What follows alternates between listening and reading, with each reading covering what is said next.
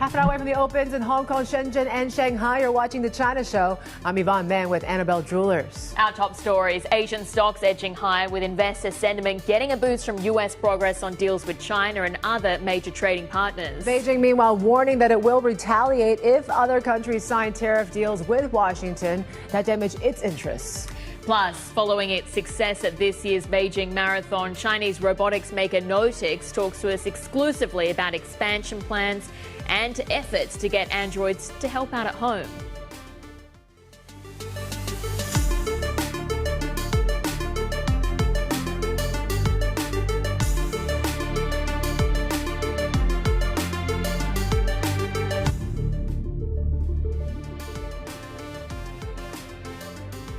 Well, happy Monday to everyone this morning. And it is a fairly happy Monday, actually, because we've got equities that are moving higher to start the week. It is very much the countdown to these trade or tariffs that are set to resume. So we've got 10 days to go until those country-specific duties are set to kick off again. The White House is looking like it's going to be coming up short, essentially, on signing a raft of different global trade reforms. But still this morning, we've got optimism with certain trading partners in focus. The Nikkei, you can see they're moving 1.5% to the upside. Japan's top negotiator has extended his stay in the US for further trade talks, again, ahead of that July 9 deadline. So that is one of the reasons for optimistic this morning. India, for instance, and this is according to sources familiar with the matter, but possibly another trade contingent that has extended their stay in Washington. So on Friday, we actually saw US stocks rising to a fresh all-time high. It's the first time we've seen that going back to February of this year. And again, that's translating. If you take a look at how Asian equities have been faring over the past few months, we actually do have those rising now back to levels we haven't seen since September 2021. Of course, the question is, what happens as we get close to that deadline when we see a lot of these deals actually haven't been signed? A lot of the details are still yet to be worked out as well. But still, when you take a look at how Chinese futures are faring today, again, you see a little bit more optimism ahead of the open. I think China's going to be one to watch very closely as well, because we've got the PMI figures that are due later this hour, and that actually could show the effects of that trade truce that was signed in Geneva, again, having an economic impact. Yeah, the last 2 months we saw a contraction. Maybe we'll see a different picture here, just given that we did see that 90-day reprieve. So we'll see how that trade truce impacts the data in any way. But as Mel mentioned, there is just 10 days to go before President Trump's country-specific tariffs are set to resume. And the White House looks to be poised to fall short of the sweeping global trade reforms that it promised. For more, let's bring in our team. Our news desk editor Jill Deese is joining us, along with our chief North Asia correspondent Stephen Ingle.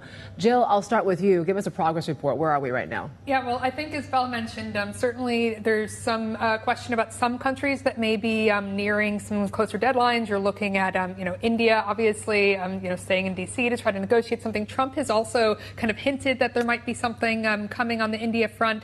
As we mentioned, Japan also extending those negotiations. We've also heard from other economies looking at Indonesia, Taiwan as potentials that could be nearing some kind of trade deals. But I would also just say there's, obviously tons of uncertainty around this, and also maybe unsurprisingly some conflicting information coming from Washington over this. You've got Trump's Treasury Secretary Scott Bessent, who said, you know what, even if some of these places are negotiating in good faith, maybe you keep that 10% baseline tariff while they continue to work through some of those negotiations. And then you've got Donald Trump himself coming out and saying, we can do whatever we want.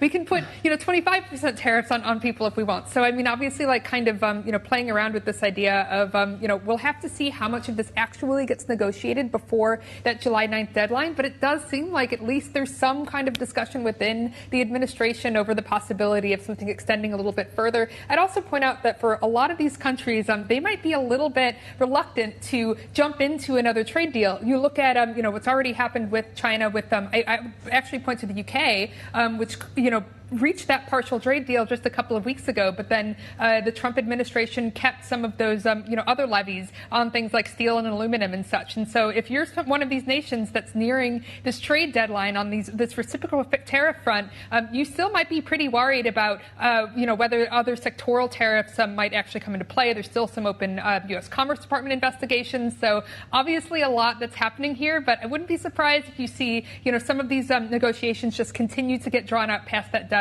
as they try to button up everything up just right. Yeah, and of course, how exactly the US negotiates with Beijing and the contours that deal ends up taking are really important. But President Trump actually had this to say about the negotiations that are ongoing. China's going to be paying a lot of tariffs, but we have a big deficit. They understand that. I have a great relationship with President Xi. We have to do something about the deficit because we have a big trade deficit with China.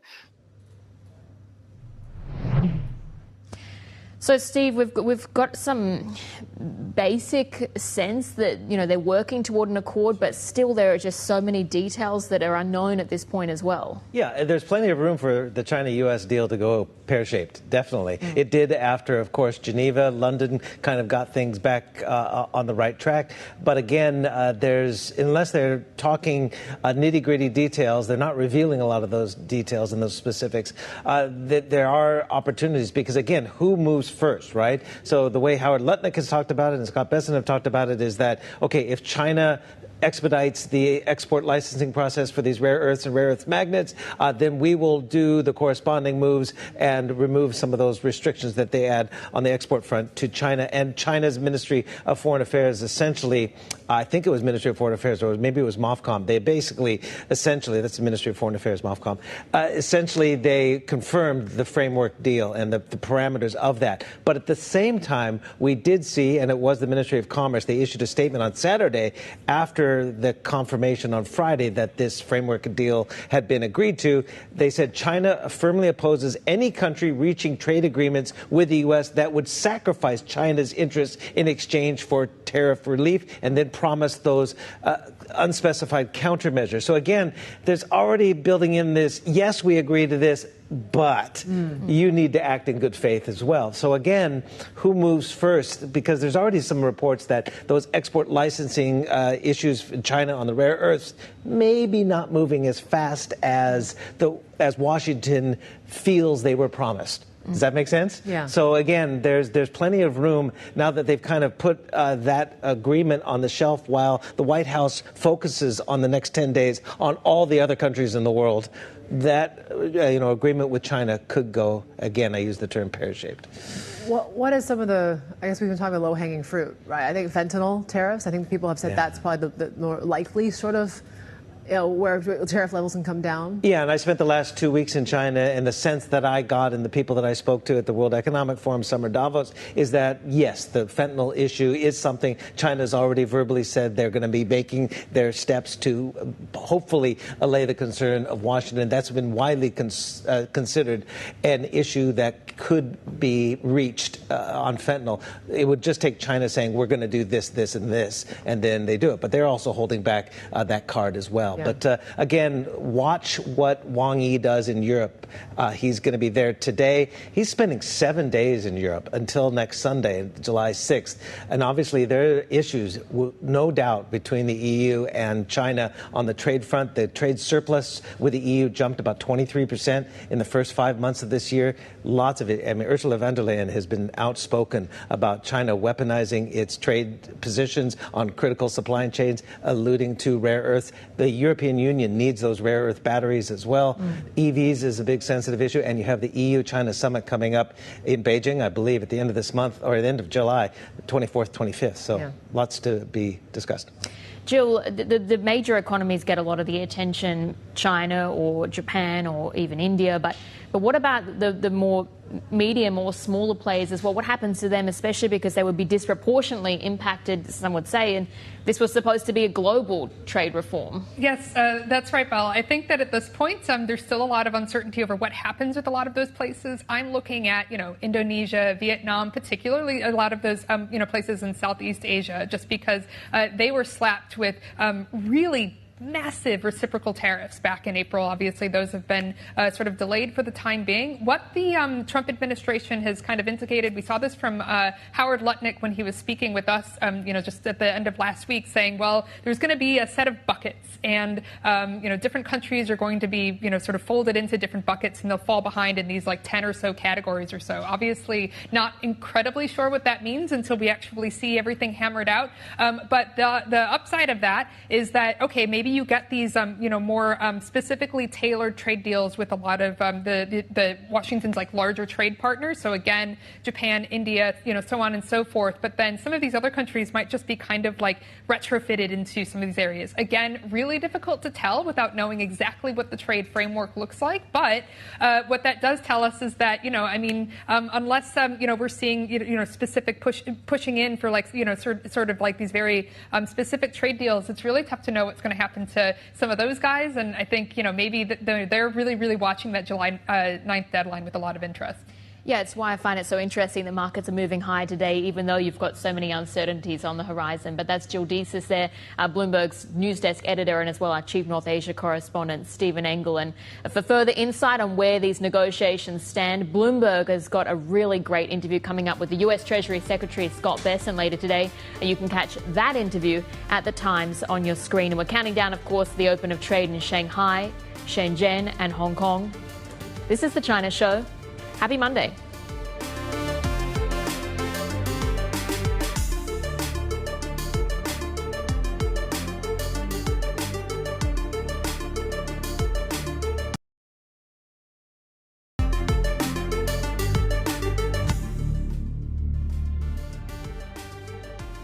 It's shaping up to be a pretty busy week here in the region. And take a look at what's kicking off first is that June PMI coming out of China at the bottom of this hour. So what to watch out for there as well. Sintra, that certainly is a focus among central bankers there, where you do have the likes of Jay Powell and Christine Lagarde, as well as the BOJ governor there speaking at that banking forum. So looking for any signs of that dovishness that markets are really pricing in when it comes to the Fed here right now. That Tankan survey in Japan coming through here. We had some Taixing PMI numbers coming through later on this week as well. Inflation out of South Korea. And to wrap up the week, it's like a nice little bow, a nice jobs report from the U.S. too, Belle. Yeah, that's right. Really going to be watching that jobs report really closely. Is the labour market taking any hit? Yeah. And what does that mean for the Fed in particular? I think markets are hoping for maybe a softer sort of print just to confirm what we've been seeing, what we've been hearing from Fed officials about possibly rate cuts as early as July. We'll see if it confirms that in any way. Let's bring in Joshua Crabb, head of Asia Pacific Equities at Robeco, joining us here in our Hong Kong studio. Joshua, it's always great to have you. I take a look at what? This war in the Middle East everything seems to be reducing, right? The geopolitical uncertainty, expectations of these imminent trade deals are happening. It seems like all is stable once again. Is this a big tail risk, or tailwind, I should say, for equities, or is it more complacency right now? Well, I think with the US at all-time highs, everyone's happy. Markets are in a good place. You would have thought a conflict in the Middle East would have had markets a lot lower than where they are now. And I think that's just the sort of backdrop that we have. I mean, for me, I think that's a time to be a little bit more wary. I think valuations do matter at an all-time highs. Geopolitical issues are still around.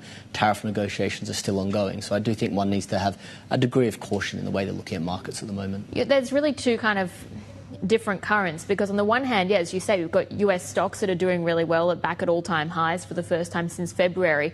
That doesn't mean that people are sort of talking about US exceptionalism re-sparking once again. It still seems like the narrative is that there are other alternatives. Yeah, and I think this is the interesting question for this part of the world. I mean, clearly we have US back towards all-time highs. Valuations are at the higher end of the long-term history, whereas in this part of the world they're not. And I think one of the questions we've had, and if we cast our mind back to 8 weeks ago when everyone's very concerned about US equity markets, people were concerned about the valuations. We've seen probably a doubling of ownership of US equities over the last decade. People are starting to think about alternatives. And I think that's something that could be very positive for this region. It's been a long time since we've seen concerted efforts coming back into these markets, with concerns around the dollar, with concerns around US inflation, with concerns around the safety of US bonds. I think Asia does offer a plethora of interesting alpha opportunities at the moment. Yeah, what are the winners and losers, you think, from this waning US exceptionalism? Yeah, well, clearly we saw at the beginning of the year a bit of a flight to safety. So we saw that going into places like Europe. Clearly, if we look at markets, like whether that's Japan, or we look at markets like Taiwan, we've seen a bit of that flight to safety, and we've seen that happen in the currencies as well. Yeah. If I think about that over a slightly longer term perspective, irrespective of the market direction, there's a lot of opportunities out here. If you are concerned about markets, you can look at the likes of Japan and Korea, relatively cheap markets, self-help stories, in a return to buybacks, increasing dividends. If people do get concerned around the US dollar, You have stable markets or stable currencies like the yen, like the Singapore dollar, like the Australian dollar. And if you do want to get optimistic about growth again, you've got India and Southeast Asia. So you really do have a number of opportunities sitting there for you. What's your view on China as well? Because that's another market. I think we've got a graphic we can show, but we're looking at the second quarter of gains, for instance, for the MSCI China. Again, many of these markets are going back to multi-month levels. Yeah, I think it's one of those interesting ones, right? We all know some of the negative stories around tariffs, some of these type of issues, but the valuations are close back down to sort of those floor levels. And if we sort of look at that, where the forward PE in the market has got below 10 times, that's always been a buying sort of signal for that sort of market. So for us, I think even if you're going to take concern over some of the longer term, there are going to be trading opportunities that sit within that. But the other thing that I think is also more important is if we think about the market at the moment, people are not that optimistic. They're not looking for those really good stories. And we've seen a number of those pop up over the last 6 to 12 months. Some of these stocks doing very, very well because the underlying fundamentals are very strong and they're not dependent on the market. So we think that stock level opportunity still sits there. Why do you think there's still that hesitation, right? We hear from, funds managers and the like, and these long-only funds are saying people are getting more interested in China, but they're not completely leaning overweight right now. What do you think is still kind of the outstanding issues? Yeah, I think a lot of people sit back and we know we're having a transition here. And this is not a simple transition. We've had investment, we've had real estate, we've had a number of these exports that have been driving the economy. And we're slowly making that transition either up the value chain in manufacturing or to more consumption-led sort of growth. And that does take time. Everyone is aware of some of the longer-term issues like demographics, and people just want to get their mindset around that. Now, what's been interesting is I think we've seen about 13 quarters of negative earnings revisions in that market. Yeah. And last quarter, we actually saw that starting to bottom out and pick up again. And I think that's what is driving that interest. The simple reality is if the market does well and earnings start picking up, people's interest will pick up again as well. Just a note, we just had the Yuan reference rate coming out, so a lot stronger than the estimate, so 7.1586. The estimate had been for 7.1704. But I want to talk about the trade talks, because today we've got that optimism that we're looking ahead to some major trade deals being signed, possibly Japan, possibly India as well. But still, there's a lot of unknowns as to whether we actually get the number of deals that the US is talking about and whether the contours of the deals are clear enough as well. How do you trade between now and then, and also once we do get those deals again being announced? Trade negotiations have changed, right? I mean, the reality is these days it's about starting at extremes and moving in towards the middle.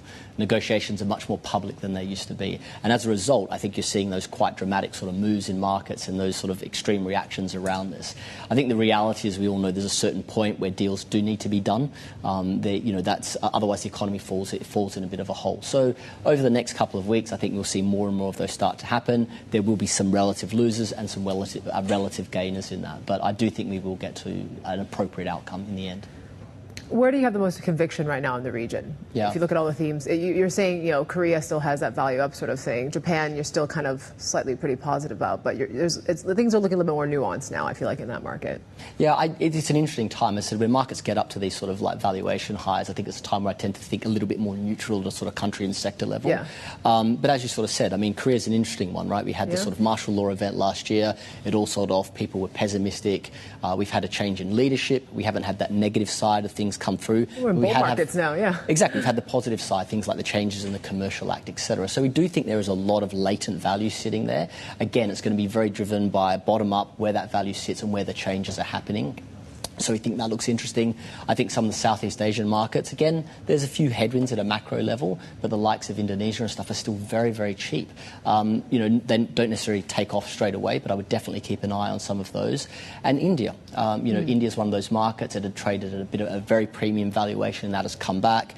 Sort of people have turned a little bit more, I guess, pessimistic on that sort of market, but the long-term growth is sitting there. Huge, broad market. We think there's going to be selective opportunities in that as well. So the takeaway for me is don't think so much around, how much beta you want to have on big bets on markets. Just look for those really good stock ideas where the valuations are sitting at reasonable levels, and I think that will be the opportunity over the next 6 months or so. All right, Joshua, thank you very much for joining us this morning. That was Joshua Crabb, the head of Asia Pacific Equities at Robeco. And we are counting down to the start of trade, just under 10 minutes away from now. But futures are looking a little bit muted, really. We do actually see Asian equities broadly moving higher. Of course, it's that big countdown to the PMI data as well that's about to be released. And will that show any impact of that trade truce or those trade negotiations in Geneva coming through into the numbers as well? But we'll have plenty more ahead. This is Bloomberg.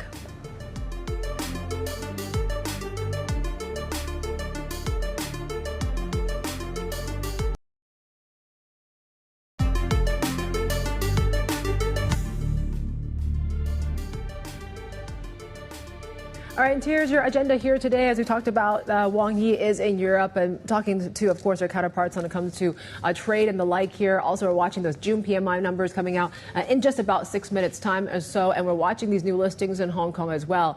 And seafood stocks, right? We did see some movement when it comes to China and Japan.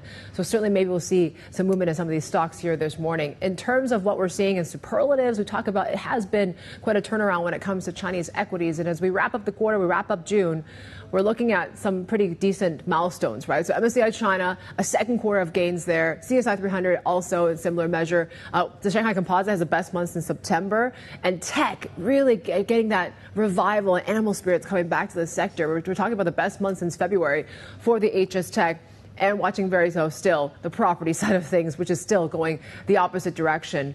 But still, we also snapped through that 3-month slump when it comes to that particular index as well, Belle. Yeah, a bit of a rising tide that's lifting all boats, perhaps. But I think it's really interesting when you take a look at those tech dynamics and the southbound flows into Hong Kong. Actually, you've also started to see a bit of a shift from investors that had been putting their money into names like Tencent, Alibaba and Xiaomi, also going into new consumption names instead. So we'll get to that in just a moment. But here, taking a look at what we're expecting for the open. Again, fairly mixed so far, but we do have those PMI readings coming out in just a couple of minutes. Taking a look, though, at those analyst actions, because we said that shift into new consumption. Some of the names that really stand out today, it's Mishway, for instance. They're getting a new buy. A pretty big upside that they're seeing as well because the stock's around 500 Hong Kong dollars a piece right now. And then also taking a look at the EV space because Li Auto has just got a reinstated buy at Northeast Securities. And interesting because they just cut their forecast for vehicle deliveries in the second half of this year. Yep, and due to those analyst upgrades, we are seeing Mishway stock up just slightly here this morning. But yeah, then again, we're still waiting for that key data coming through from China in just a few moments' time. But we're up about 0.7% for Mishway. But yeah, that's quite a price target move from China Renaissance. I believe it's still 30% above current levels here right now. All right, we got the open coming up next. This is Bloomberg.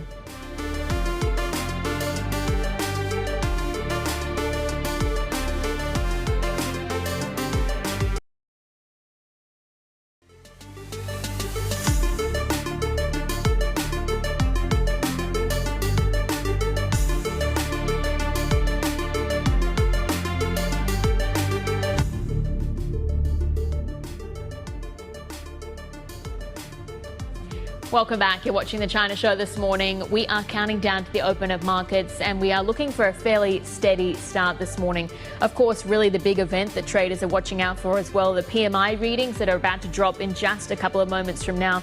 This could be a period where we see a rebound, or it has been a period in the month of June where we've seen a rebound in shipments. Actually started, of course, in mid-May when we had those trade talks and that trade truce that was signed or agreed in Geneva. So the question is, do we see the official gauge for manufacturing moving back into expansion territory? Bloomberg Economics is thinking we might see actually a more positive number here. The economists are still thinking maybe another month of contraction, but certainly it'll be interesting to see if we do see the export side of things pick up in the month of June. Take a look at how markets are. It's pretty slow and quiet here this morning, and you're seeing that at the open here. We're pretty flat when it comes to CSI 300, but then again, we're talking about potentially heading into a second quarter of gains for MSCI China and the 6 monthly gain in the past 7 for that gauge, and even the CSI 300 is seeing a second monthly gain as well. So we're in a decent spot when it comes to equities there. You take a look at how Shanghai crude is. We continue to see a little bit of the drop there, but yes, do we have the PMI data, Belle? We just got the PMI numbers coming out, and actually we're still above that key 50 line for the manufacturing reading, so it's a very slight improvement from the month prior, but coming in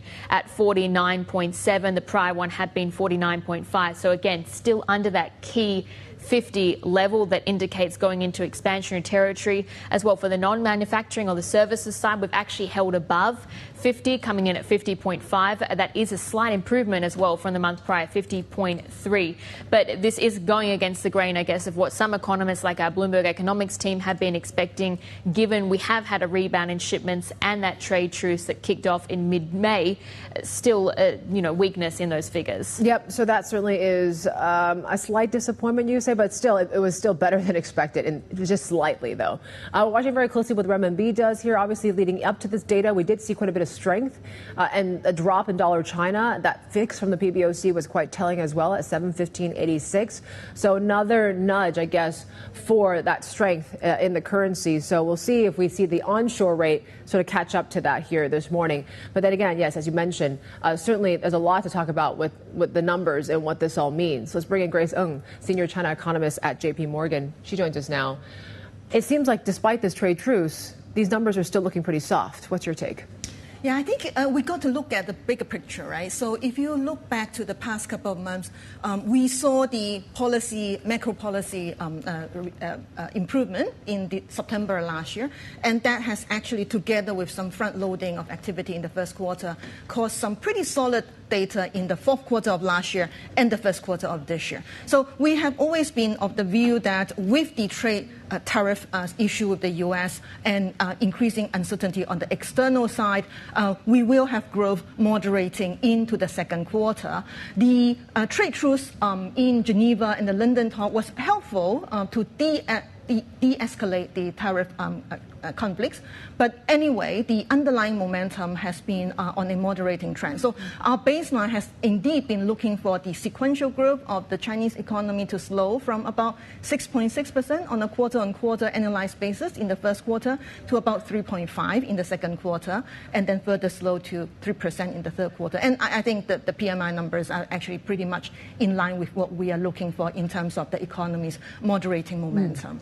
What would be the key factor then to shift that in the other direction? Is it inflation picking up? Is it consumption picking up? What's most concerning to you right now, given it seems like the worst of the property sector slump could be, if not behind us, at least it seems to be happening around now? Yeah, indeed. I think there are diverging trends in the different parts of the economy that we have seen, especially over the past 2-3 months. In that the external sector, you have the tariff drag, especially China's exports to the U.S. was down 40% in April and May. And then on the domestic front, you do see pretty mixed performance in that the areas getting policy support, the trade-in subsidy, the equipment upgrade support, those sectors were actually doing pretty well.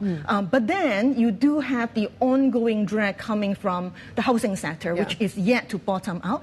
And then consumer sentiments outside of the policy support areas were still along kind of historical low. So in that sense, I think in terms of where policy focus is going forward, for this year in particular, domestic support, consumption support is indeed very important in that regard. And our view has been that what we have seen in recent months in terms of the subsidy for consumer durables, autos, and so on, they are good and they have shown some impact. But the effect will fade out going into fourth quarter, end of the year. So what you need to see is further step up on policy support, and particularly on services consumption. Because how to do so? Because everyone's thinking those subsidies are going to fade in the second half.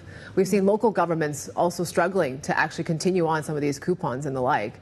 So what is sort of the policy subscription for the consumption space moving forward? Yeah, so in terms of the consumer coupons, a consumer subsidy, a trade-in subsidy part, we have seen the government basically coming in with the third tranche of support announced last week. So that will continue, but the incremental impact will gradually fade. So what we are hoping to see is increasing policy support for service consumption. And you have actually seen recently PBOC, together with other government departments, recommending coming up with new structural monetary policy tools, such as re-lending facility and so on, to support the relevant service consumption, such as elderly care, such as tourism, such as entertainment, and so on. And in our view, further liberalization of the service sectors are important, and also support on social security, especially for the low-income households, such as increasing the pension for the basic low-income households would be helpful. And then further policy attention on where that we may get some support for, say, giving birth to new childbirth support, and that would also be important to watch out for. That welfare support, that support as well for the services sector, I think points to what you're also highlighting as a key risk for the second half, which is a rise in unemployment. I mean, how bad could it get? Yeah, indeed. I think it is pretty difficult to read from the official data because your urban unemployment rate has been relatively stable. But what we are concerned is that while we do talk about trade de-escalation, however, if you look at the absolute level of U.S. tariff on Chinese imports, it's increased by 30% compared to end of last year. So that will, in one way or another, have a negative impact on the export sector, and that will have negative impact on overall employment. And then you have the young graduates coming into the market going into July and August. That will add further pressure onto the labor market. So in that sense, yeah, we do see it is very important to come in with more policy support, especially for service sectors, because service sectors are more labor intensive, as we all know. That will provide some support for job creation, hopefully. Are we likely to see any sort of announcements in the Politburo meeting in July then? I mean, the assumption seems to be if we're going to get some sort of trade deal with the U.S., maybe we don't need that much stimulus. That's exactly where we believe will be the situation, as in we do have the trade de-escalation and stabilization in the external sector, at least in terms of trade policy development. And we are actually quite likely to get rather decent GDP number, at least for the first half of the year. So we are looking for about 5.2% year-on-year growth for the first half of the year, which is indeed not bad compared to the government's 5% growth target. So in that sense, going into the July Politburo meeting, if you just look at external policy, trade tariff development, if you just look at GDP numbers and so on, the urgency for coming up with incremental policy support is not that bad. So in that sense, we probably need to wait a little bit further, say into end of third quarter or fourth quarter, to observe the likelihood of additional policy support. Also, when it comes to the renminbi, I forget your take on it, given the strength that we've seen of late. Why do you think the PBOC is leaning more towards this strength now? I would say it is perhaps more on the direction of the U.S. dollar, as we have seen general weakening in the U.S. dollar trend, and our global strategist team are continuing to look for the softened trend in the U.S. dollar to go on. So in that regard, indeed, if you look at the renminbi by itself, while it has stabilized and it has strengthened a little bit compared to its regional peers, right, the other Asian currencies, its trend is actually not that significant. So if in trade-weighted basis, compared to the beginning of the year, the renminbi is still down something like 5% or so. So in that sense, it is more a reflection of the U.S. dollar weakening trend, and that actually helps with the PBOC, as in it generally would like to see a stable renminbi. All right. Grace, thank you, Grace Ng there, senior China economist at JPMorgan. We're taking a look at some movers that we're seeing in this market here this morning. Certainly, there is some movement when it comes to Lens Tech. This is the Apple supplier. They are seeking a Hong Kong listing for there in the city. So we're seeing the stock in the Asia market up some 0.9%.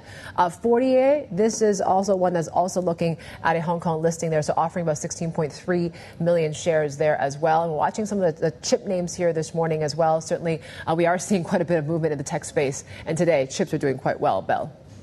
Yeah, that's right. And actually, there's been some reporting out that China's Big Fund 3 is shifting its focus to address key shortcomings in sectors like semiconductor design software, for instance. So it's all about that push towards self-reliancy. But it does also fit with the broader theme that you see globally, given we've seen US stocks hitting back to February highs. And the NASDAQ was very much part of that toward the end of last week. But there's some of the movers there. You can see, again, SMIC, Hua Hong Semi really standing out on the tech front. But a reminder as well, a big event coming up up this week is the Sintra Forum, and you can see live coverage of the massive monetary policy panel with top central bankers from Jay Powell, Christine Lagarde, Ueda as well from Japan on Tuesday. That's coming from the ECB Forum in Portugal. It's going to be moderated by our very own Francine Lacroix at 9:30 p.m. That's Hong Kong time. We'll have plenty more ahead. This is Bloomberg.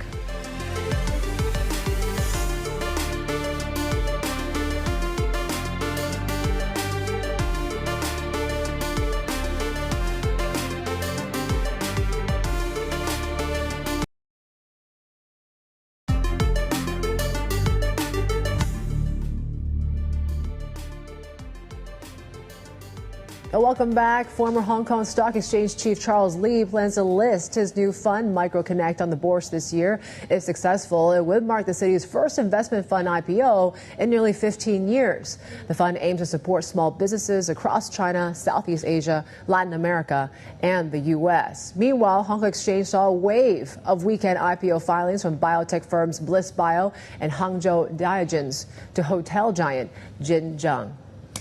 Well, this is also still sort of sticking in this space. Investors becoming very wary of the global stablecoin craze that's seen massive gains in shares of companies linked to the emerging technology. Let's get more of that. Asia equities reporter Sungmi Cha joining us this morning.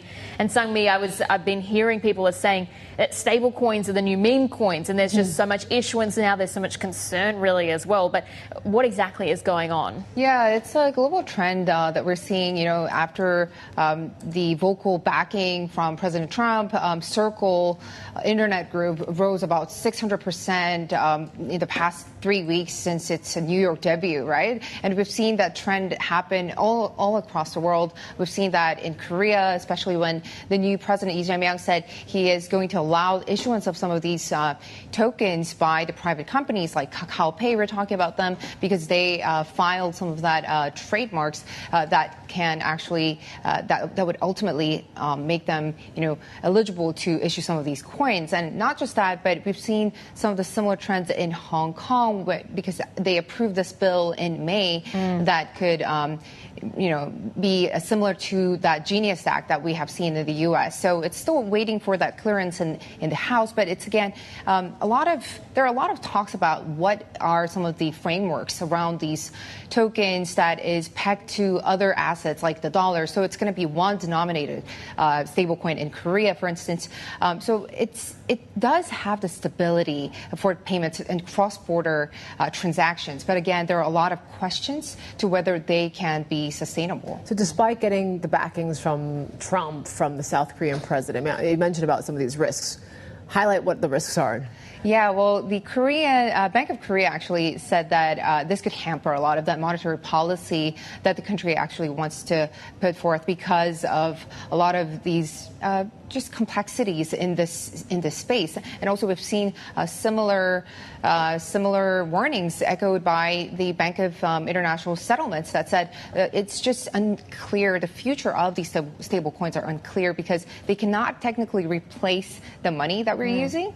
So there's a lot of these questions, and a lot of the traders that we've talked to, when seeing that Kakao Pay tumble so much, 17% on Friday, and it's tumbling again today, they're saying that a lot of these related stocks may have, just gone ahead of themselves, so ahead of their fundamentals. It's very hard to put in the valuations or the proper gauge of their, whether this is really sustainable. All right, Sami, thank you. Sami Cha there, our Asia equities reporter there, on this whole frenzy that we're seeing when it comes to some of these stablecoin stocks as well. And some other stories that we're following out of Asia today, one of Hong Kong's last remaining pro-democracy parties has officially disbanded. The leader of the League of Social Democrats cited, quote, immense political pressure for the decision. It's the latest opposition party to cease operating after Beijing imposed a national security law on Hong Kong in 2020.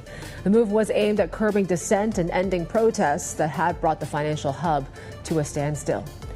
Thai Prime Minister Paetongtarn Shinawat's approval rating has plunged to single digits. Thousands rallied in Bangkok on Saturday amid fallout over her leaked phone call with former Cambodian leader Hun Sen, in which she seemed to criticize the Thai army. Now, Hun Sen himself, in a televised address on Friday, pressed for the Thai premier's resignation over her handling of a border dispute between the two countries. President Trump says he's found a buyer for the U.S. operations of social media platform TikTok, but won't provide details for 2 weeks. Trump told Fox News it was, quote, a group of very wealthy people, but the deal will need China's approval, and he expects President Xi Jinping to agree to it. Trump has said he will extend a deadline for ByteDance to sell its U.S. TikTok operations for a third time. Putting more ahead, this is Bloomberg.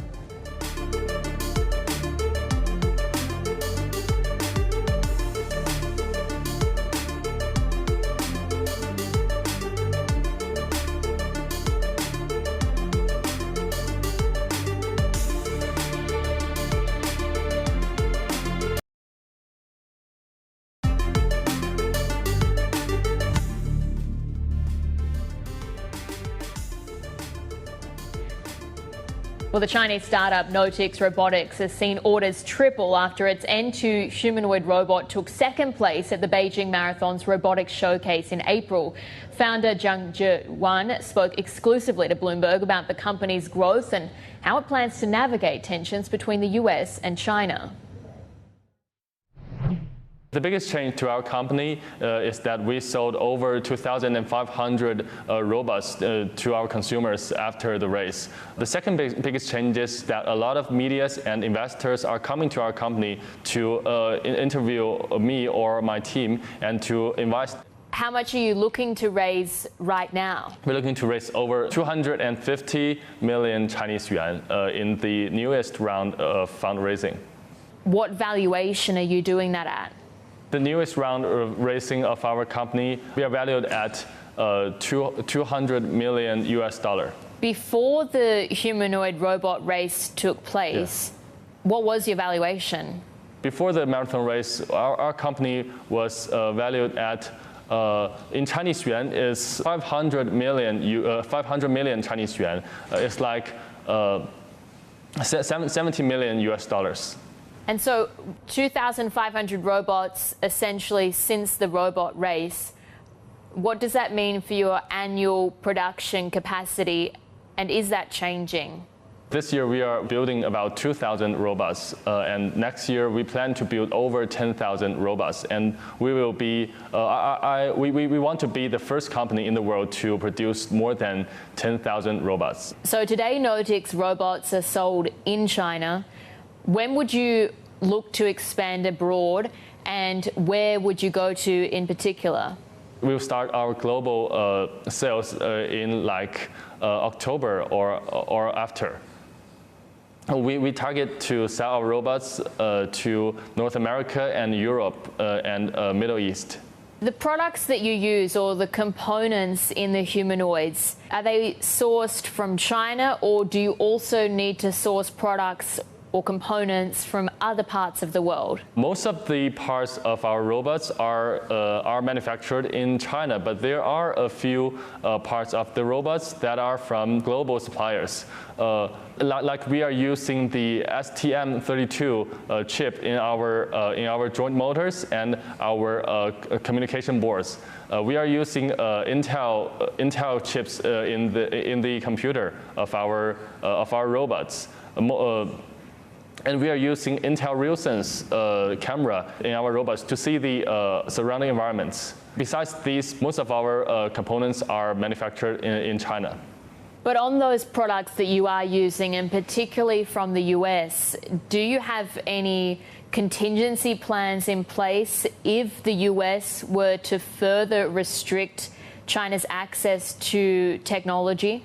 Yes, like the STM32 chip, they can be replaced by GD32 that is manufactured in China. And we are now testing the Rockchip CPU to replace the Intel CPU in our product. Do you see a scenario then where you're not using any technology from the US? So I think we should embrace technologies from all parts of the world. We are thinking about the extreme situations, and we are having plan Bs for that situation. And that was Noetix Robotics founder Yuan speaking exclusively with Bell there. And yeah, I always love a good humanoid robot sort of story. It's just great TV. I love when they run marathons and the other guys are just running next to them. And I think also the really amazing story around this, and we can get into it more in the next hour, is just how much the business fortune has changed since they came second in that human versus humanoids event in April of this year. But anyway, we'll get into the details in the next hour. Markets now. Yeah, let's take a look at how some movers are faring. Take a look at how the chip sort of story is evolving in China, and that certainly is one of the key kind of drivers and big moves here today. So there was that talk about this chips fund, and certainly that is helping some of the likes of SMIC and Huahong, both up some 1% here today. So this $50 billion chip fund switches its tack to fight some of these U.S. curbs. So that certainly is helping some of these domestic players here today. Yeah, also taking a look at how seafood stocks are faring in the session today, because actually they're a little bit, I'm going to say mixed, mostly to the downside so far, but there is talk that China's looking to resume some Japan seafood imports. We have already seen quite a lot of speculation around that, so maybe already some of the good news is baked in. Hong Kong property also another one to watch, given we've actually got local media reporting that home prices have surged back to a 6-year high, or home sales have surged back to a 6-year high in the first half of this year. Yep, so certainly we'll watch that. New World obviously getting that refinancing loan and deal that certainly is continuing to lead to the stock to get higher here this morning. But you take a look at how markets are doing, it's pretty quiet out there. Hang Seng is slightly to the downside here this morning. And what we saw in that PMI data out of China, that contraction seems to be easing amidst this sort of trade truce, but still, we are still talking about below 50 there. Carlos Casanova, we're going to talk a little more about him from UBP on, of course, the internationalization of the renminbi. This is Bloomberg.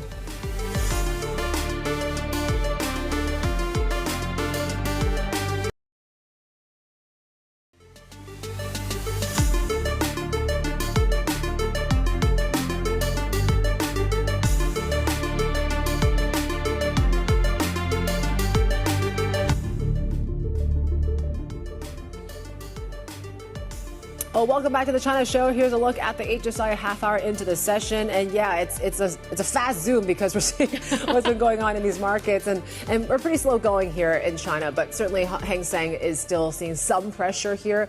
We did get those PMI numbers at the bottom of the last hour, and it looks like it was slightly better than expected, but we're still talking about contraction. But yes, at least that contraction in the export sector and the like might be easing now, but we're still talking about this data in the middle of this trade truce, and still the numbers aren't that favorable right now. But certainly there's a lot to talk about. S&P's back at record highs once again. You have geopolitical tensions that are now reduced, and it seems like there's more tailwinds when it comes to these trade deals with the U.S. and the rest of the world. Yeah, but at the same time, I've got to say, maybe I'm just being pessimistic or glass half empty, but elusive, uncertain. I think there's still some of the really key words for us, because you saw that really, not only is it just that reaction to the manufacturing reading today that it's in contractionary territory, also the outlook for the second half is still really unclear with what exactly happens with the trade picture.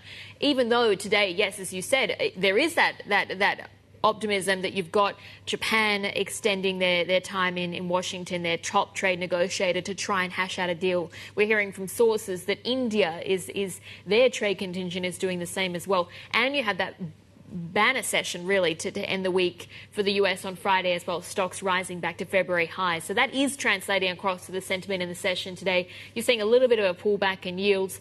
Gold is unchanged after what's been really a stellar run, and you're seeing the dollar still continuing to be under pressure. And actually that's going to be a really interesting talking point in the next, or toward in a few minutes from now really, but just talking about where the dollar goes from here into the rest of the year. And again, a lot of people are saying we could still see further weakness ahead. Yeah, there's a great story on the terminal talking about the past 6 months, right? And all the sort of like 2025 outlooks were pretty much wrong when it came to the U.S. dollar, when it came to U.S. exceptionalism, and why you're seeing now the euro is almost like a must-have, or European equities particularly. And really people did not foresee that maybe just about 6 months ago.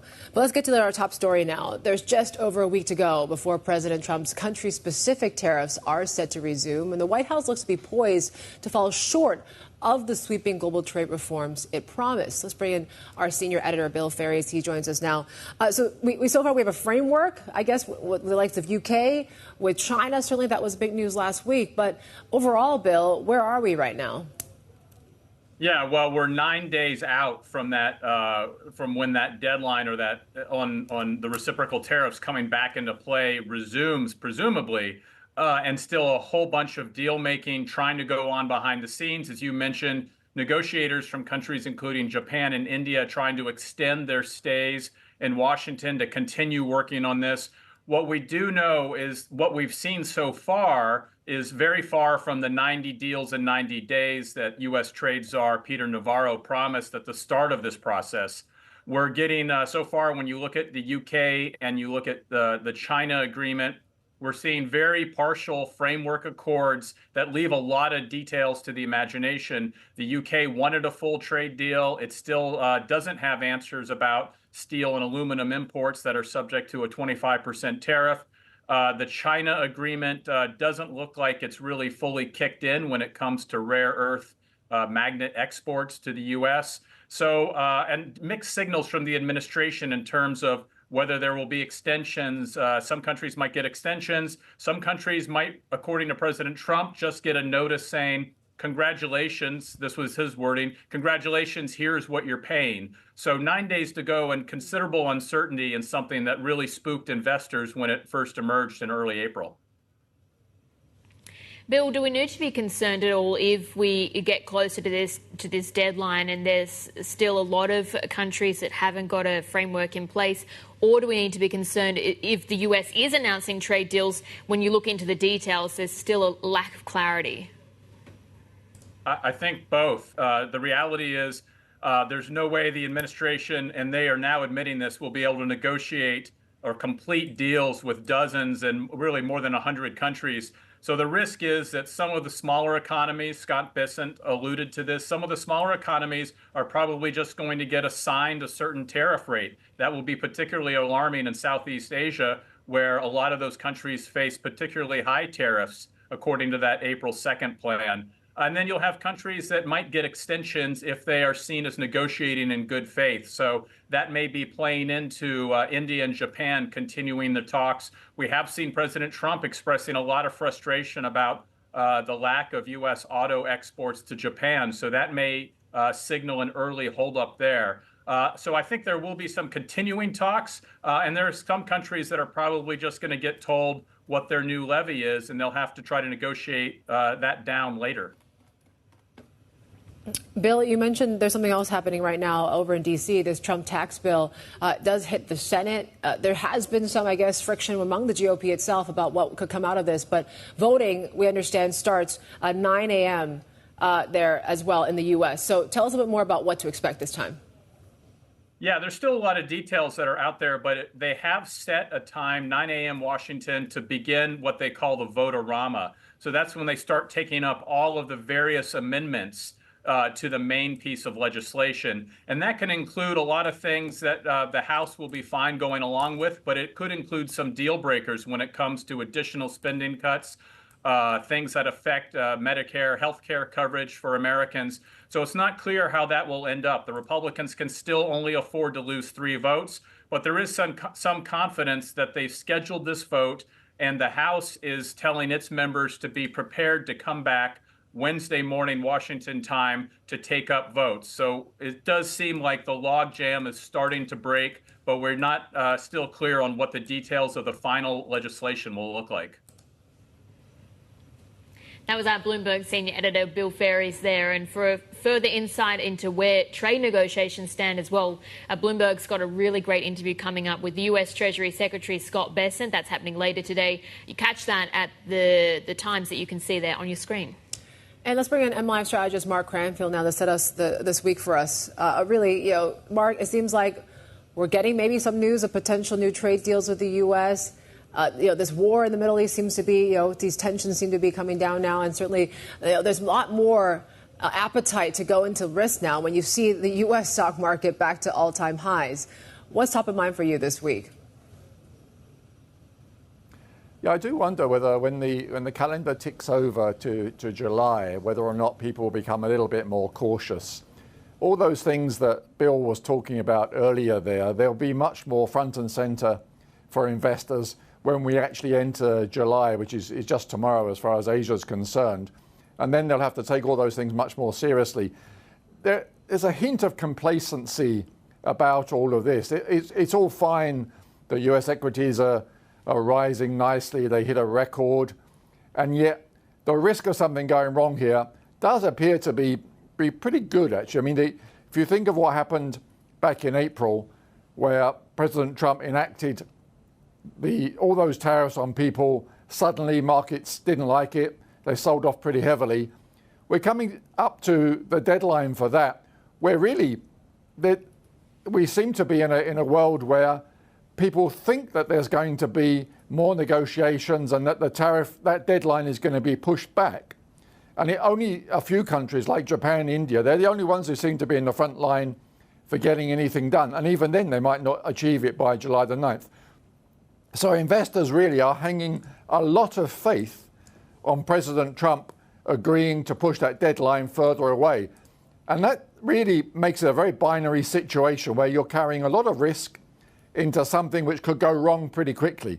So I wouldn't be at all surprised if we see people start to trim some of that exposure over the next few days, just in case we get a repeat of April where there's an abrupt thing that hits the markets, people turn very defensive, and then it's reversed again quickly after. Nobody wants to be caught in that kind of a meltdown that we saw around Liberation Day.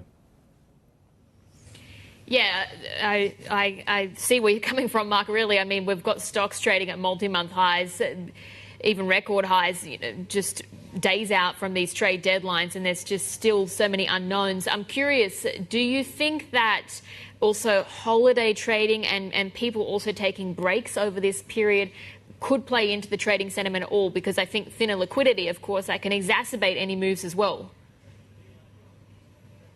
It certainly can. And people, when you have reduced liquidity, people are less willing to go against anything. So actually, if we do get an equity sell-off, it'll probably be even more rapid and severe than we might have got under normal conditions, because there will be fewer people around to go against it. It's partly what you're seeing with the US dollar. I mean, today's fixing from the Chinese central bank was quite aggressive. They didn't really need to lower dollar yuan below 7.16, and yet there we are. They print a very low number, and you can see from the onshore trading they're still allowing the yuan to appreciate, which tends to make you think that the Chinese authorities, not only are they backing up their words that they want to see the yuan take a bigger global role, but also they seem to think that the strength in the euro, which we've seen you were talking about earlier over the past few months, the Chinese authorities probably are convinced that has further to go as well, because where the euro goes, the yuan is usually not very far behind. So that's a pretty big endorsement of the fact that you have a trend in the US dollar to go lower and continue that way. That's one of the few things, a theme which may well be able to survive regardless of what happens with the tariffs, whether they're on or off on July the 7th or July the 9th.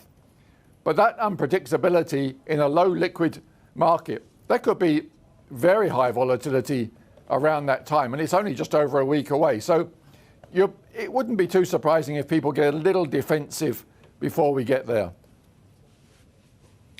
That was our MLive strategist, Mark Cranfield, there in Singapore. And I'm really glad you bring up the Chinese currency as well, because coming up next, we're going to be taking a deep dive into the yuan with UBP. Their expectation is we see additional 5% depreciation for the dollar in 2025. We'll be taking a look at what that means for the Chinese yuan as well, but one to be watching very closely. So stay tuned for that. Yep. So we're watching these headlines coming through when it comes to potential trade negotiations and the like. And we're hearing from Canada now, where the Prime Minister, Mark Carney, and Trump have agreed the parties will resume their negotiations here. And those trade talks with the U.S. will be aiming for a deal by July 21st. So there you go. It looks like when it comes to Canada, their deadlines have also now been pushed a bit later here as well, as they iron out some of the details. Obviously, there's been a lot of talk about this digital services tax, which, of course, led to a bit of a setback for Mr. Carney and the Prime Minister. But what we're hearing about that is Canada says that June 30th digital services tax collection will be halted. That's what we know so far on where things stand, but we'll bring you the latest once we do hear from more from Canada as well as the U.S. side on all this. We got plenty more ahead. This is Bloomberg.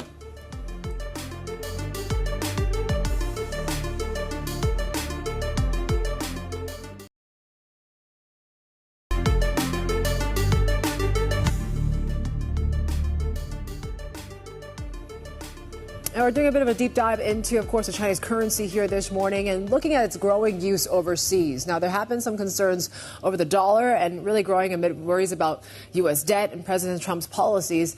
And really, China seems to be taking advantage of this sort of backdrop here right now to roll out new measures to promote the use of the yuan globally. So they're easing capital controls, for example, expanding cross-border payments. New financial products are also being launched by foreign investors. So it's setting up an international operations center for the digital yuan in Shanghai as well. And also there was talk about yuan futures to look out for as well. Important to note, though, when you put it all into context, that Beijing, too, has been reducing its own use of the dollar, right? The renminbi actually became the most used currency for cross-border payments in 2023 and really overtaking the greenback for the first time. So really now, when you take a look at when it comes to yuan settlements, it now makes up about 26%. Compared to before. But really, the likes of ANZ is saying that usage could actually go up to about 40% by year end. We had an ex-PBOC official speaking last week saying it could actually go up to 50% in the near future, Belle. Yeah, and as you said, it was that big focus on the Lujiazui Forum in Shanghai and these raft of measures that were announced by the PBOC Governor Pan at that event. But he did talk about his vision for a new world order with other major currencies that could end up rivaling the dollar. Going forward, the international monetary system is likely to continue its evolution towards a system where a few sovereign currencies coexist and compete with checks and balance, be it a single sovereign currency or a small group of sovereign currencies serve as the dominant currency. The sovereign currency issues should assume their responsibility by strengthening domestic fiscal discipline and financial regulation.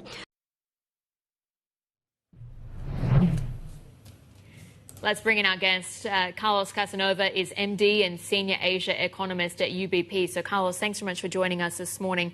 We've heard about this push for yuan or further yuan internationalization for a long time. We've also heard about de-dollarization as well. But a lot of people would still keep saying, Tina, there's just really no alternative to the US dollar being the reserve currency.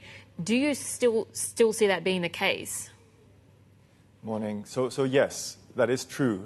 There is no alternative to the US dollar, but that is not mutually exclusive with what Pan Gongsheng was saying in Lujiazui, which is going forward, as we move into a world where regionalization trends become more prominent, you are going to see more competition from other currencies, including the euro, but also the renminbi. So the PBOC might be positioning for a more fragmented world rather than trying to overtake the US dollar as a global reserve currency. That's rather unlikely, but we do think that reducing dependency on the US dollar and preparing for a more diverse world is something that they're planning for. We're still talking about very early stages, right? I mean, the Chinese currency still accounts for, 2% of global reserves out there. What sort of tools do they need to do to really further promote the global usage of the currency? So that's right. In that very interesting chart that you showed earlier, you see that the renminbi has increased in China's cross-border payments, and it's now more important than the US dollar. But globally, we're looking at sub 3%, according to SWIFT. In terms of global reserves, it's also sub 3%, and that's compared to China's share in global trade and GDP of around 20%. So definitely still a long way to go for it to even be sort of fairly represented in multilateral forums. If you look at the trajectory of the renminbi, it's been one of gradual liberalization. So in 1995, they announced a peg. It was pegged until 2005 against the US dollar, and it hardly moved. 2005 is a basket, but they allowed some gradual appreciation to take into account a faster pace of economic growth and also improving fundamentals. From 2015 onwards, the basket of currencies is announced, so it's a move towards transparency, and also with the daily fixing, they allow more volatility in the currency to allow that to absorb some of the external shock, with the exception of course, after the global financial crisis when it was pegged. So it's a gradual move towards liberalization. Every 10 years, they announce some changes. The last change was 2015, so we are due for another change that moves us in the direction of further capital account convertibility. We won't have full capital account convertibility because of the onshore debt restructuring efforts, but we are moving further closer towards that goal. If the ultimate goal then is a free-floating RMB, what would be the next step to achieving that then, if you say we're sort of due for another update? Yes, that's a great question. So then two things need to happen. First of all, they probably need to rebalance the composition of the basket to reflect future trade trends. Currently, the US dollar is about 22% of the basket, of the CFETS basket, if you take into account the Hong Kong dollar and the MOP, which are linked to the US dollar. And the US is around 15% of China's exports. A little bit higher if you calculate all of the re-exports via Hong Kong. So it's balanced. Going forwards, that share is going to dwindle, and so we need to increase the allocation to other trade partners like the euro and other Asian currencies. That's the first thing that needs to happen. The second thing that needs to happen is we need to allow more flexibility. So what we've seen over the past couple of years of US dollar strength is that the fact that they want to keep a stable yuan is significantly limiting their ability to deliver domestic policy. And so if you don't allow the currency to be more flexible, you reduce your domestic policy space. So we need to allow more volatility to absorb some of that external shock. And one final point, although the US dollar weakness, we think there's a little bit more downside to that trend, at least 3 to 5% this year, is sort of skewing the discussion away from yuan weakness. Yeah. If you look at the last 10 years, since 2015, we've seen approximately 1% annualized weakness of the renminbi. So in the next 10 years, we do think that there's room for the currency to weaken further as they try to defend their export market share in some key sectors. How do you look at what's happening in the economy as well as a factor, right? Because the economy is going through a slowdown. You have deflationary pressures. You have lower bond yields. Are those sort of different headaches for authorities in really trying to promote the yuan forward? 100%. So I think if you look at the past 10 years, there's been a weakening trend, and that coincides with a structural slowdown in the Chinese economy and a decline in yields. Restructuring that onshore debt is going to take 10 years, and it will entail that the economy slows down further. That's why I think they need to rebalance the currency to allow for a little bit more structural weakness in the yuan as one of the policy tools at their disposal to try to get out of the slump. Otherwise, we end up in a Japan-like deflationary lost decade. And so I do think that the fundamental drivers of the US dollar to renminbi exchange will be that structural slowdown and the fact that bond yields will remain quite weak. On the flip side, of course, of the dollar yuan is the greenback, and that's also facing its own structural headwinds. What's your expectation for trading for the rest of this year? So we do think that there is a little bit of further downside to the US dollar. The trade uncertainty is going to inevitably weigh on sentiment, and we do think that fiscal stimulus in the US that should begin to roll out over the summer months, that's going to add approximately 3 to 4 trillion to the deficit over the next few years. So combined, those two factors will weigh on US dollar in the months ahead. So we do think that if you look at the exchange rate relative to the British pound or the euro, there is an additional up to 5% downside between now and the end of the year.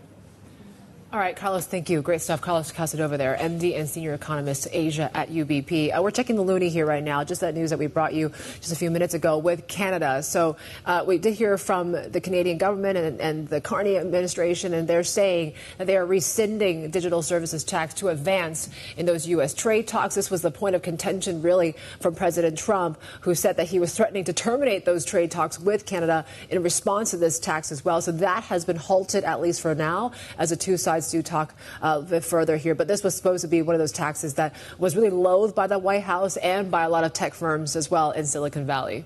Yeah, we're watching some of those names like Meta, for instance, at the start of trade later today. But a reminder, of course, and more on that currency focus, we've got live coverage of a massive monetary policy panel with Jay Powell, Christine Lagarde, Kazuo Ueda, Andrew Bailey, and also the BOK governor as well, coming up later this week on Tuesday. That's from the ECB forum in Portugal, moderated by our very own Francine Lacroix at 9:30 p.m. Hong Kong time. We'll have plenty more ahead. This is Bloomberg.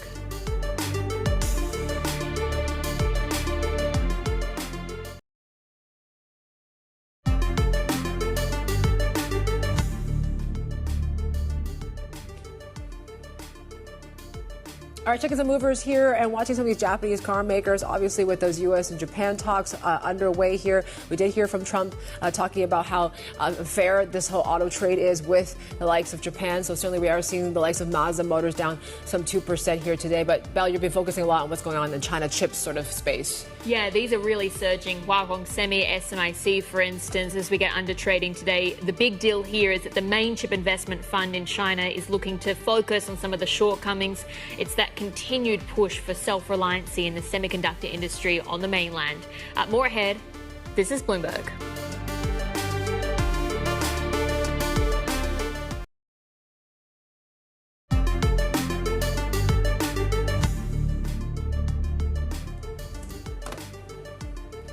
It's 11:29 a.m. in Tokyo. Japanese markets just about to go onto their lunch break. It has been, though, the standout so far for the Asian trading session this morning. The Nikkei 225 rising 1.6%. The story around this relates back to these trade negotiations, which is generally driving optimism. But Japan, the standout, because their trade negotiator has extended his U.S. visit, spurring hopes for a deal. But this is a fifth straight day of gains here. Yeah, certainly one to watch what happens, right? The Japanese delegation have stayed a little bit longer in D.C., so maybe a little bit more people are leaning more positive towards what could come out of this trade deal. But certainly what we're watching very closely is what happens with all these trade deals that the U.S. is having, or potential trade deals that the U.S. is going to have. China is warning, though, that countries not to reach agreements with Washington that would sacrifice Chinese interests in exchange for tariff relief. Let's bring in Stephen Engel, our chief North Asia correspondent, with us here on where things stand right now. So many moving parts, yes. Obviously, especially with Canada, the new announcement also saying that they're going to scrap the digital services tax. That is something, obviously, that Trump had singled out as why they stopped negotiating with Canada. Now Canada is saying they might be able to reach a deal by the 21st of July. And obviously, you just mentioned the other trading partners that have that July 9th deadline. India, negotiators have been in Washington, so South Korea, Vietnam. You just don't know what's going to happen, especially when Donald Trump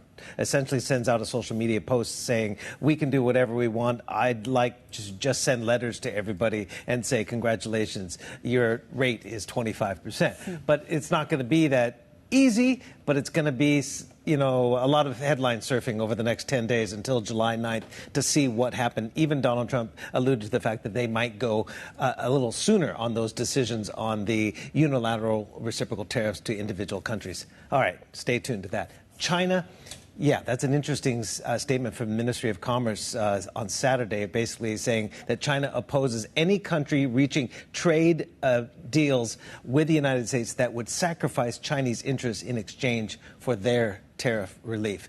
Not surprisingly and not coincidentally, guess who's going to Europe today and will spend 7 days in the EU, and that is Wang Yi, China's top diplomat. He will be meeting with all of the key players, obviously trying to see what they can do to alleviate the trade tension that China and the EU also have, but also, of course, against the backdrop of more difficulties with the United States.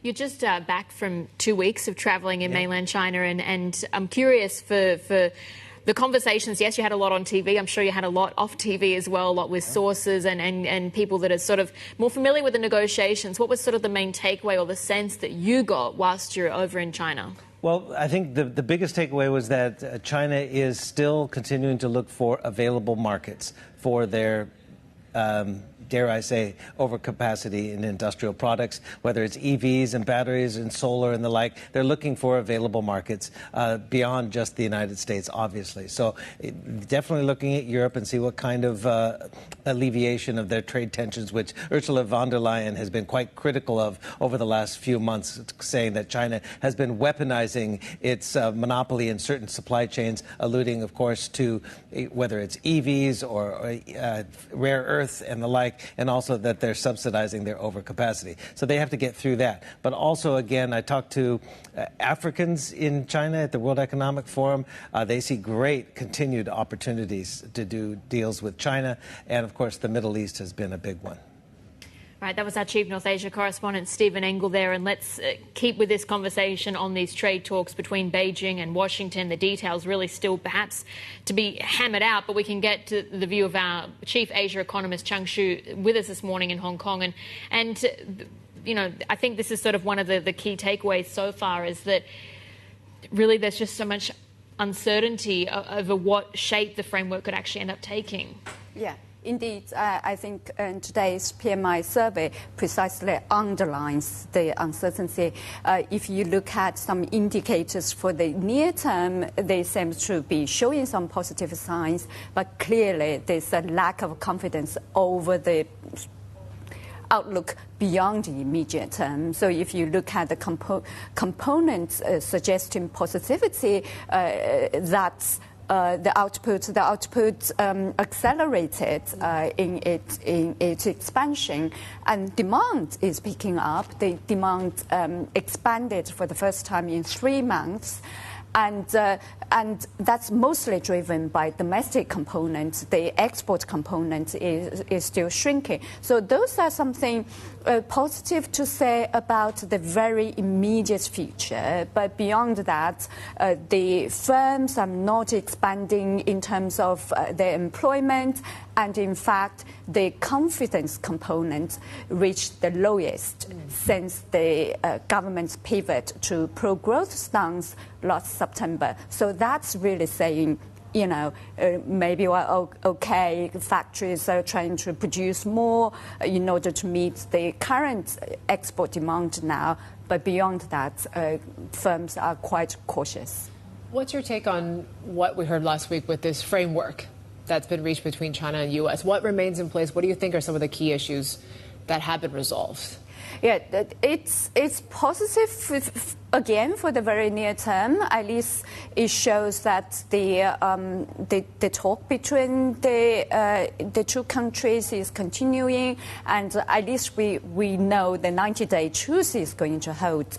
But beyond that, I think that the many core issues. I think the U.S. continues to focus on the trade imbalance, and China may help or willing to do some big purchases, but in terms of greater, deeper structural reforms to meet certain demand, that's much, much tougher. And Steve was just mentioning there about one of the key takeaways from that 2-week visit to mainland China was that China is really still looking for new export markets, and Africa standing out, the Middle East standing out. How quickly does that need to happen, and can that be a true replacement then for the US market? Certainly, that's not going to be a replacement in the very near term. And so if you talk to firms, exporters on the mainland, they definitely see lots of alternative partners, and more are coming in. But at this point, certainly that's not the substitute for the massive U.S. market. So the transition is going to be painful from China's side. This kind of some sort of trade deal will be very, very helpful for China. All right. Chang Xu, thank you. Our chief Asia economist there from Bloomberg Economics to join us.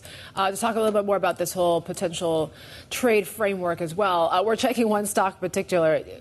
One day it's love boo-boos. Let's talk about Laopu Gold. That's basically the other one that everyone's been talking about. We're talking about 13% gain here right now. The outlook, people are still quite positive about, and despite the fact that we're getting very close to that lockup expiration of that IPO lockup period, which should be pretty counterintuitive, right? You should be actually maybe taking some profits, but then again, people are saying, look, there's still some positives in the market, right? The opening of these new shops, good reception from consumers. So people are still very much liking this company very much. And I think it's also that new consumption play that we're seeing as well, which is the same story as Mishway that we've been talking about this morning. But Laopu Gold is very much part of this. And actually, if you were to take a look at the momentum that we've seen for tech leaders, for instance, like Tencent or Alibaba, Xiaomi, that's actually been pretty flat since May. Yeah. But what's picking up are names like this. Yeah, is it becoming more of a crowded trade is still the key question here. But yes, you take a look at the stock. We're set for the biggest gain since April, and we are headed for a record high for Laopu Gold. We got plenty more ahead. This is Bloomberg.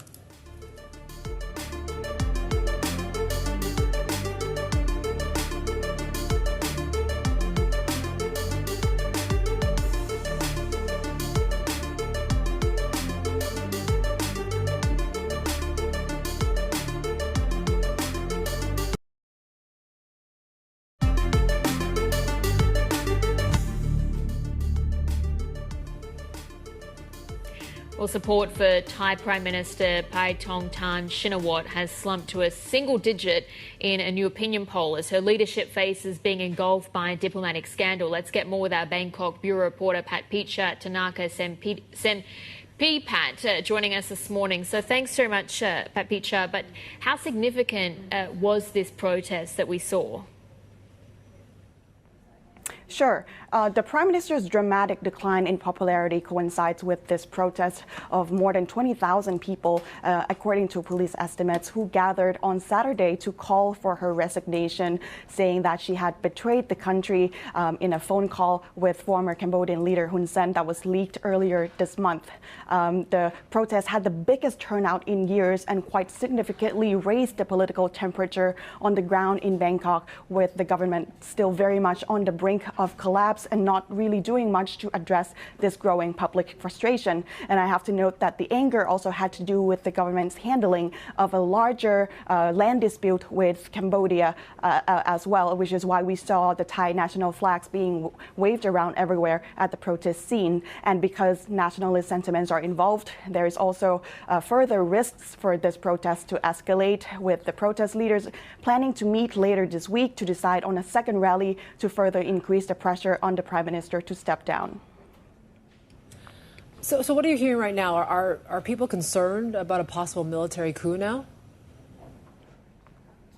Definitely, Yvonne. The scene on Saturday was all too familiar for many observers of Thai politics, as it shows the convergence of many groups in the past that have rallied against previous Shinawat governments. Actually, many protesters on Saturday had opposed to and rallied against Paetongtarn's father, Thaksin, and aunt Yingluck Shinawat before, with those protests ending in military coups in 2006 and 2014. So definitely all this political deja vu is again putting the prospects of another military coup on everyone's mind. And the main opposition, People's Party, is now saying, urging protesters to withdraw from the movement, saying that if it spirals out of control, then it could set a very dangerous pretext for for another military intervention. Of course, the army so far has said that it is committed to democratic principles, which suggests that it will not yet intervene at this time, but that statement has done very little to ease the concerns on people's mind.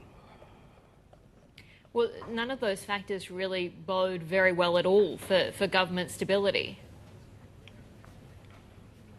Definitely, the turmoil in the past month has weighed heavily on Thai equities, adding further risks for foreign investors who have already sold more than $2 billion worth of Thai stocks this year. And the benchmark set index has slumped more than 22% this year and is now the world's worst performer among major markets globally. And let's also not forget that the markets could further be rattled with impending challenges against the government and the Prime Minister, with the escalation of protests being one key watch point. And also a barrage of legal petitions that have been launched against Paetongtarn could see her potentially removed from office, and escalating the political turmoil and adding further risks to markets.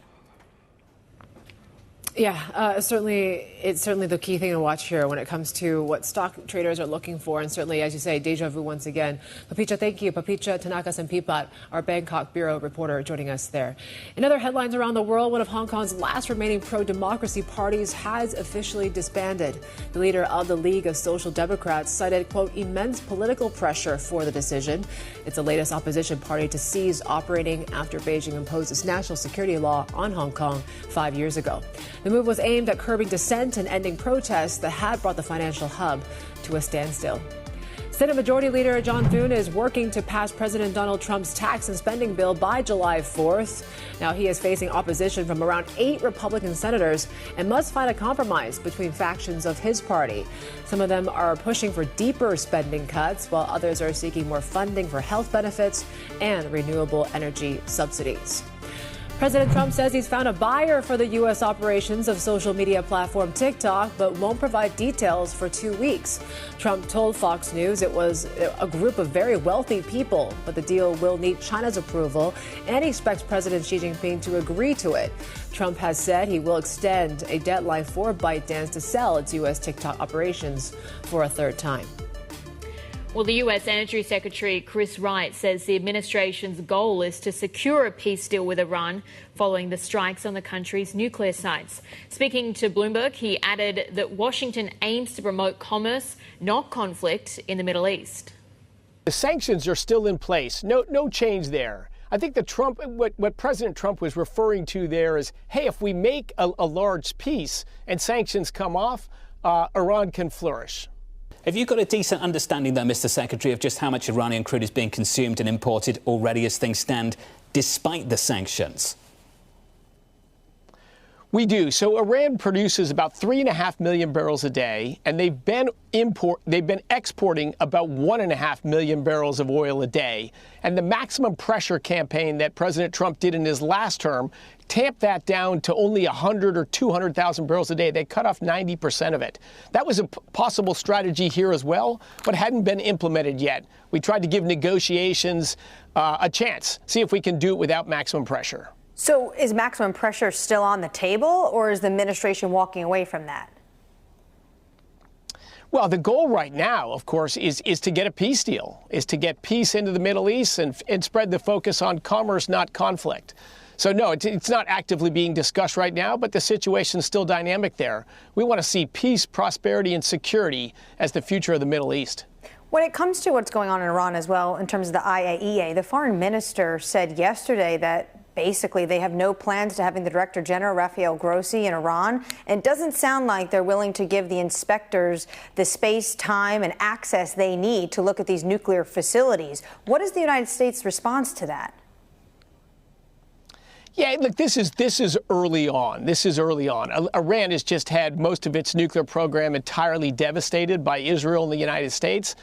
They're a little bit humbled. They're a little bit shell-shocked right now.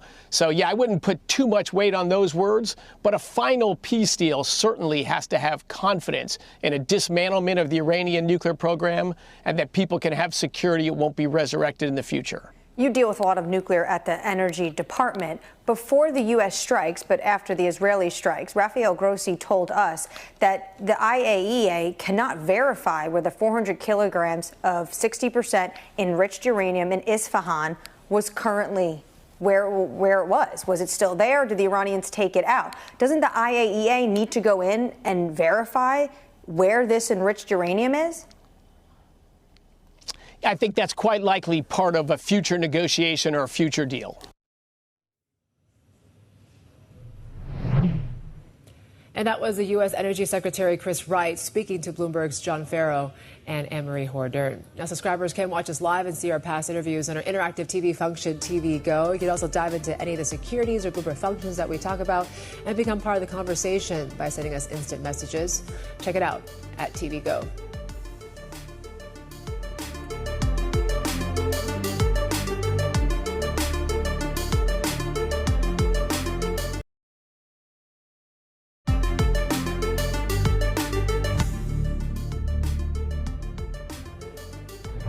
You're watching The China Show, and yeah, you know, there's no really good show at The China Show unless you show humanoid robots doing something today, right?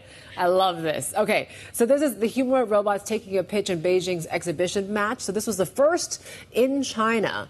And what's interesting, Belle, we're talking about, you know, this is not actually people, you know, like the marathon ones that you were showing that people were actually controlling them. This is all powered by AI technology.